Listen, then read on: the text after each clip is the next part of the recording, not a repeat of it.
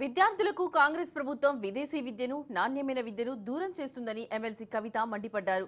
గురుకులాల్లో ఎన్నిసార్లు food poison అవుతున్నా ప్రభుత్వం పట్టించుకోవడం లేదని ధ్వజమెత్తారు. అందుకు మంత్రి పొన్నం తిరిగి కౌంటర్ ఇచ్చారు. గురుకులాలను గత ప్రభుత్వ హయాంలోనే పట్టించుకోలేదని ఫిర్యాదులు వచ్చాయన్నారు. కేజీబీవీ లాంటి గురుకులాల్లో విద్య ఆగేది కాదని అది నిరంతర ప్రక్రియ అని పొన్నం అన్నారు.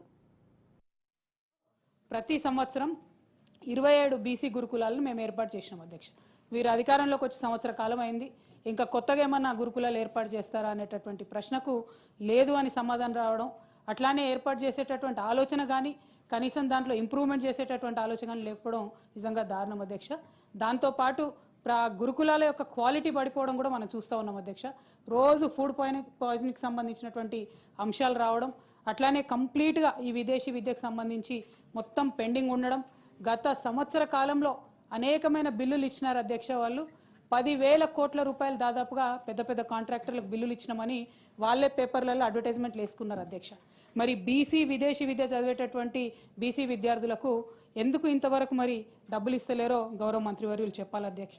ప్రభుత్వ పాఠశాలలకు సంబంధించి రాష్ట్రంలో ఉన్నటువంటి 25,000 పైన పాఠశాలలకు 1,100 రూపాయల కోట్ల కేటాయించి అమ్మ ఆదర్శ పాఠశాలల కింద మౌలిక సదుపాయాలు కలిగేసినాం అధ్యక్ష. టీచర్లలో అసహనం ఉంది.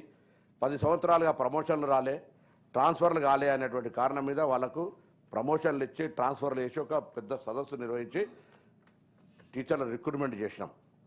డిఎస్సి ద్వారా టీచర్ల రిక్రూట్మెంట్ కూడా నిర్వహించడం జరిగింది అధ్యక్ష. దాంతోపాటుగా ఇలా గౌరవ సభ్యురాలు అడుగుతూ ఉన్నారు విదేశీ విద్య. సార్, సంవత్సరానికి 300 మందికి ఇస్తున్నారు అధ్యక్ష. మేము ఇలా 800 మందికి ఇచ్చడానికి నిర్ణయం తీసుకొని కార్యక్రమం కొనసాగిస్తాను. ఉన్నటువంటి పాఠశాలలకు సంబంధించిన విషయంలో గురుకులాలు తీసుకొచ్చి దాని ఎవరు మేము కస్తూరి కేజీబీబీని మీరే తీసుకురాలి, మోడల్ స్కూల్ ఏం తీసుకురాలి. ఇవన్నీ కూడా ఒక నిరంతర ప్రక్రియ. మీరు తీసుకొచ్చిన దాంట్లో కూడా అధ్యక్ష ఇలా మొత్తం రాష్ట్రంలో అన్నీ కలిపి టుగెదర్ 1029 గురుకులాలు ఉంటే పట్టుమని 300 స్కూళ్ళల్లో కూడా బంగారాలు లేవు అధ్యక్ష. అన్ని కిరాయి పేరు మీద అక్కడ ఉన్నటువంటి పరిస్థితుల్లో మీరు ఏర్పాటు చేసి ఉండొచ్చు.